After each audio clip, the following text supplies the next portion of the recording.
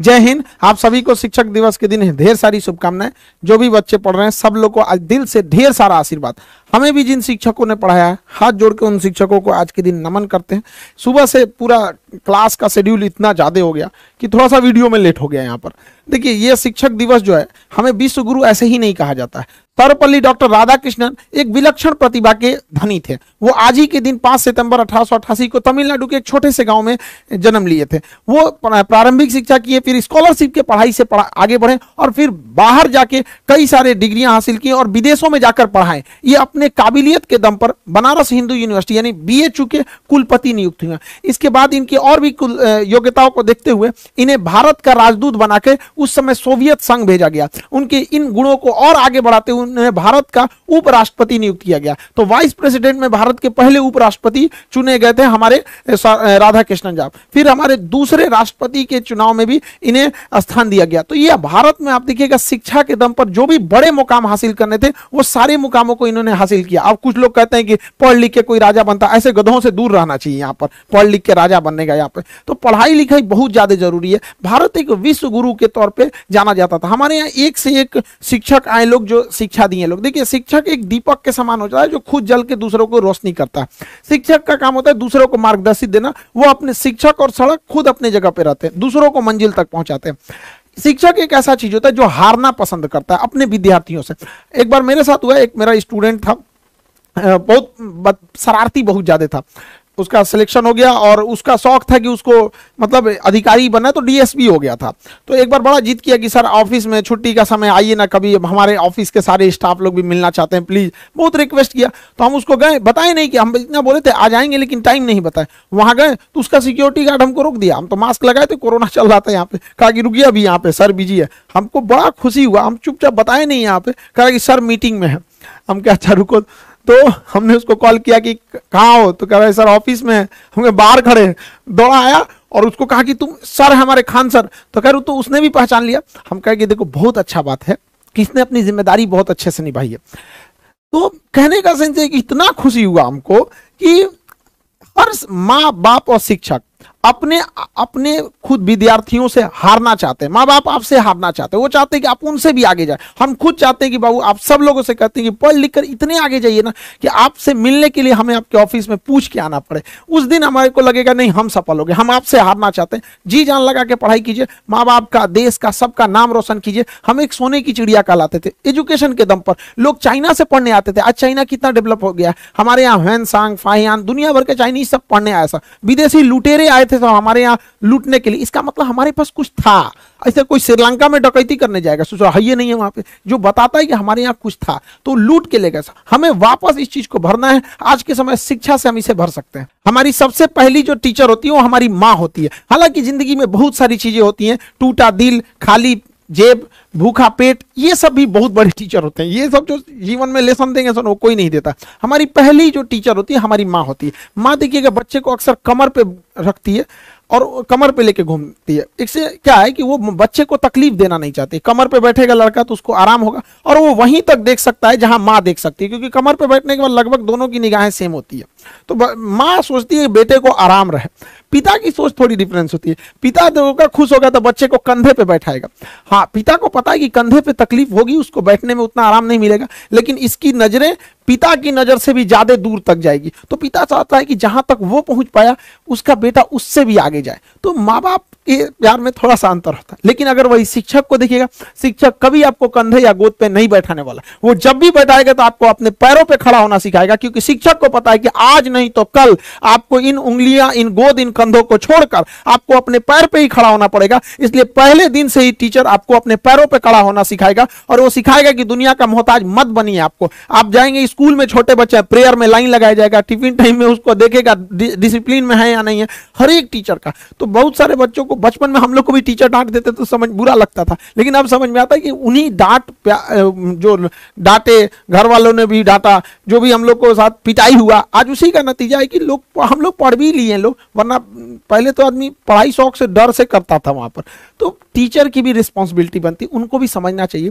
आज दुनिया बहुत आगे जा रही है, आजकल के लड़के एडवांस हो गए हैं, तो टीचर को भी अब एडवांस बनना पड़ेगा वहां पर। उनके साथ टीचर को अब एक फ्रेंड की तरह भी पढ़ाना पड़ेगा, जहां पीटना है तो वहां एनिमी की तरह पीटना भी पड़ेगा।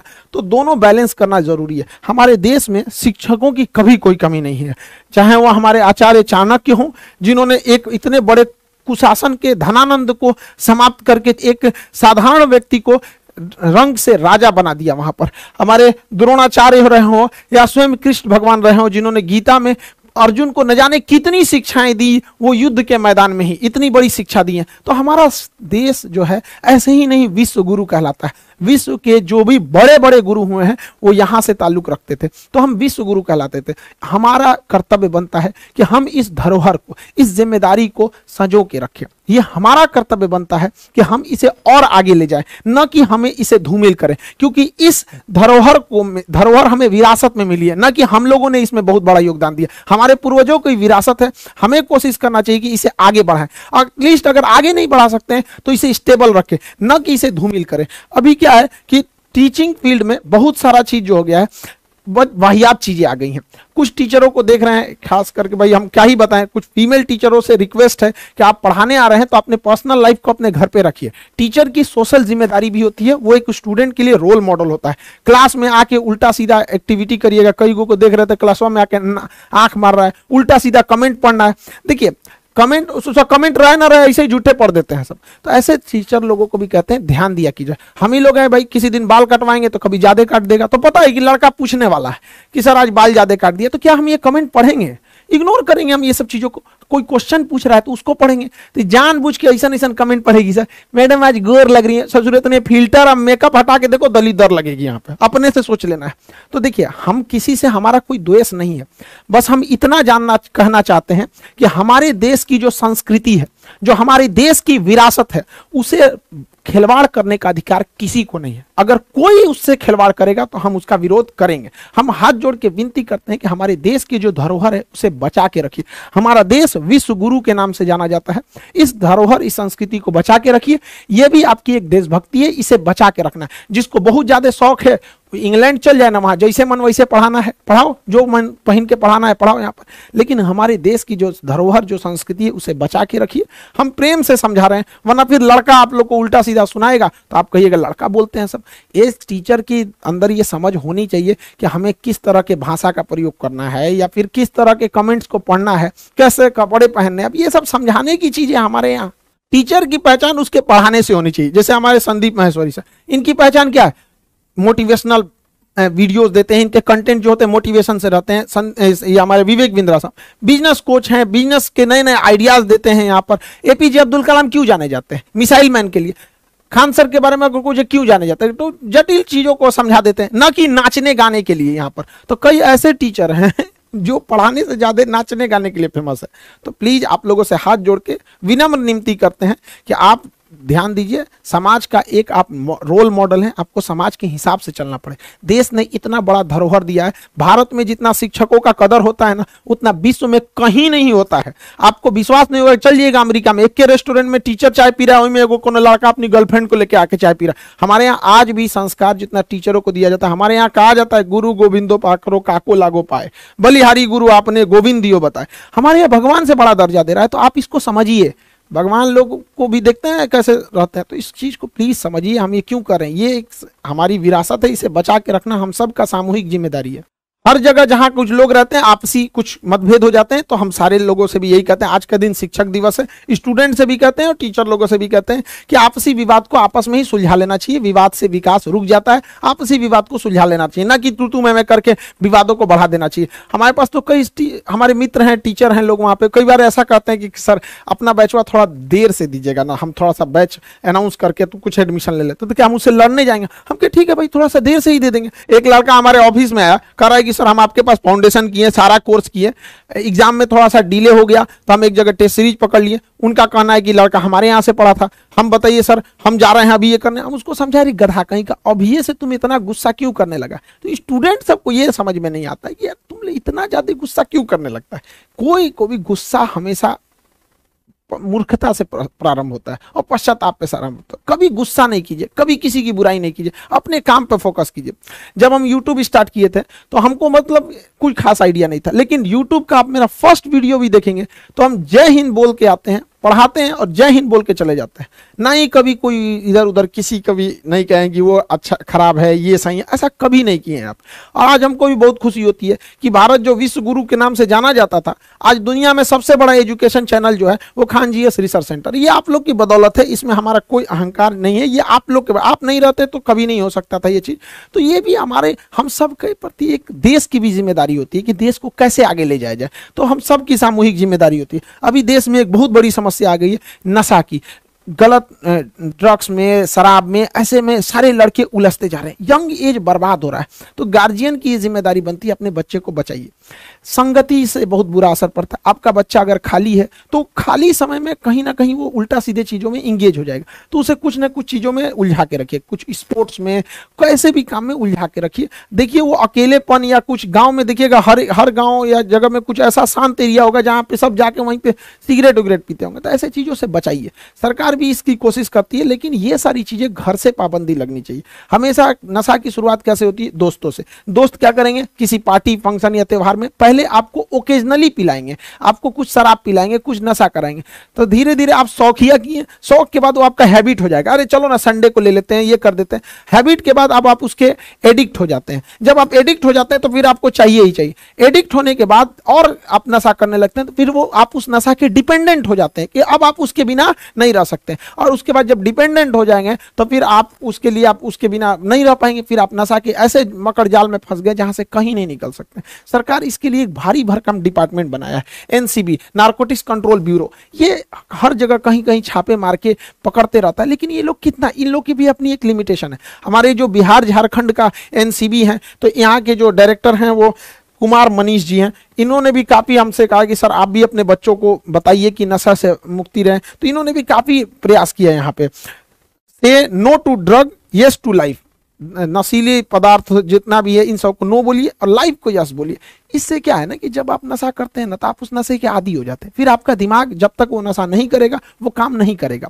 बिना नशा किए भी इंसान उतना ही काम कर सकता है जितना नशा किया हुआ इंसान करता है। पैसा से लेके हर चीज बर्बाद हो रहा है, और एक बार आप इस फील्ड में चले गए तो आपको वापस नहीं ला सकते। जो दोस्त आपको कहते हैं ना कि दोस्ती के लिए शराब पी लो, उन्हीं से कहिए कि दोस्ती के लिए शराब छोड़ दो।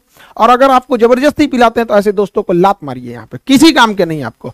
जो आपकी लाइफ खराब करता है, करियर खराब करता है, ऐसे दोस्तों से साइड रहिए। यहाँ पे करना है पीना है तो पियो, तुमको सिगरेट पीना है, जो करना है, जौहर खाना है खाओ, हमको इसमें क्यों इन्वॉल्व कर रहे हो। तो माँ बाप से भी कहते हैं, अपने बच्चों को भी कहिए ये सब नशे वाली चीजों से बच के रहे। जहां कहीं आभास हो कि आपके बच्चे ऐसे बिगड़ रहे हैं तो उनको तत्काल रोकिए, क्योंकि पौधे को कुचलना इजी होता है, लेकिन जब वो पेड़ बन जाता है तो बहुत मुश्किल होता है। सरकार की अपनी एक योजना है ई प्लेट, यहां से जाके आप लोग क्या कर सकते हैं। देखिए सरकार, भारत के ऊपर बहुत बार विदेशी जो होते हैं सब, वो ब्लेम लगा देते हैं कि भारत में नशा बहुत ज्यादा बढ़ रहा है और यही लोग विदेशों में जाके नशा फैला रहे हैं। तो भारत सरकार ने इसके लिए एक स्कीम लाई है। ऑनलाइन आपको रजिस्टर्ड कराना पड़ता है कि हम नशा नहीं करते हैं और ना ही नशा को करेंगे। ये लिंक है, आपको डिस्क्रिप्शन में दे देंगे, नॉर्मल सा लिंक है, देखिएगा आप इसको ध्यान से। pledge.mygov गवर्नमेंट का ऐप है, .in है। यहाँ पे ये फाइट है अगेंस्ट किस चीज के, एनसीबी जो है उसका ये ऑफिशियल, ये भारत सरकार का गृह मंत्रालय का ये डिपार्टमेंट है, पूरी तरह से ये सिक्योर है।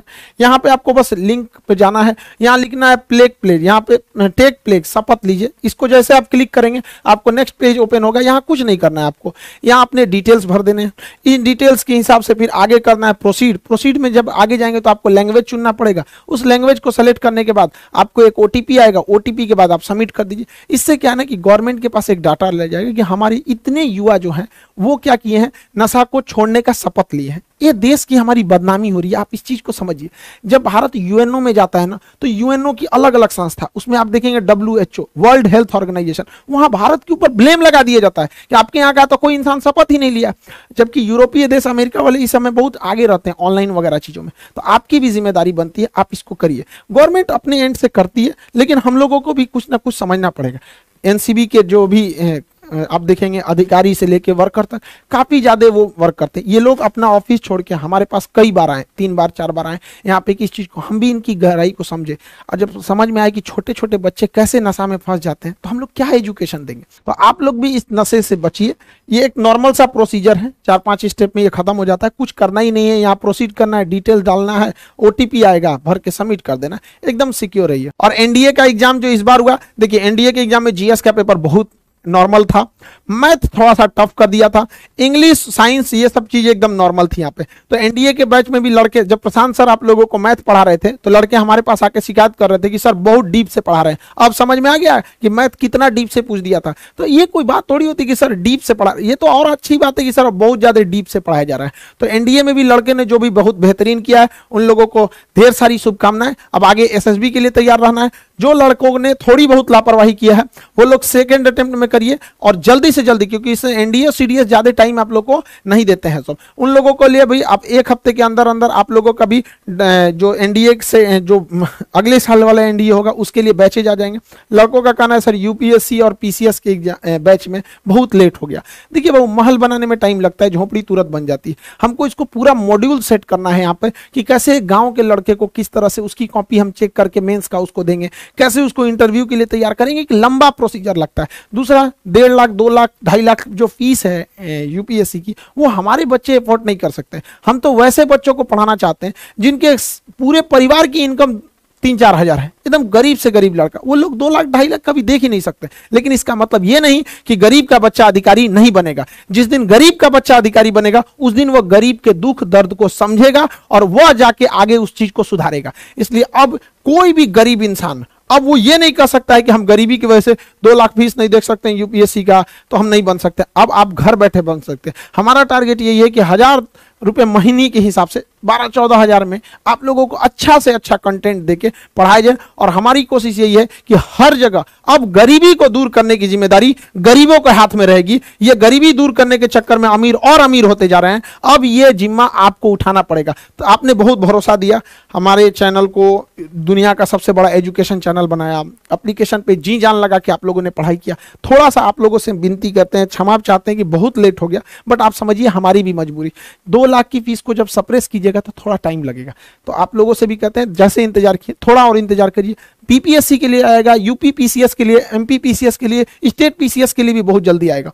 बंगाल के लड़के आप लोगों के लिए भैया बंगाल पीसीएस भी आएगा, ठीक है। थोड़ा सा हमको थोड़ी बंगाली कम आती ही नहीं है ऐसे तो बंगाली, लेकिन उसके लिए भी आएगा। थोड़ा सा वेट कीजिएगा।